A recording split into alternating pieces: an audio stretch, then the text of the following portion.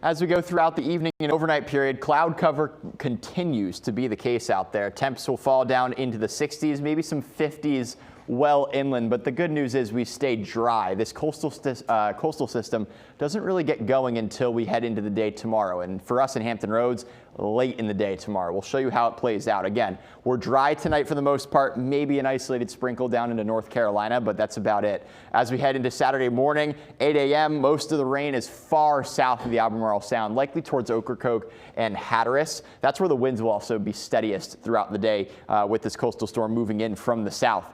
Around 2 p.m., maybe an isolated quick-hitting shower. Most of it stays light. Steadier rain, though, eastern North Carolina, and it picks up in intensity during the evening and overnight. Look at the heavy rain around midnight south of the state line. At this point, the winds also become a problem. They'll be sustained around 30 miles per hour potentially. I think this model is actually going a little bit low. I think for at least the coastline, it will be steady around 30 miles per hour with gusts even higher than that. Inland areas, of course, it'll be a little bit less. Heavy rain moves north heading into Sunday morning, and it's really hanging out across the Hampton Roads cities pretty much all morning long for your Sunday. So we're going to have to worry about not just the coastal erosion factor, the coastal flood threat, but the rainwater threat as well. Could see some isolated areas where there is some water piling up in some spots with poor drainage. Here's 10:30. Rain still heavy at times off to the north and into the Hampton Roads cities. Some dry air fills into the south side of the system, so becoming more isolated in terms of the rain through North Carolina heading into your Sunday afternoon hours. Still, the wind and the rain is going to be apparent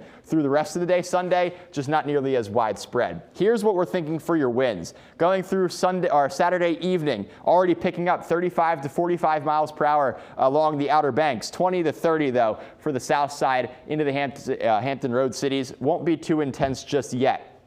Then as we head into the late night hours of Saturday into early Sunday, wind gusts maybe close to 60 miles per hour for the Outer Banks. The rest of North Carolina, though, mainly looking at 40 to 50 miles per hour. That threat shifts north.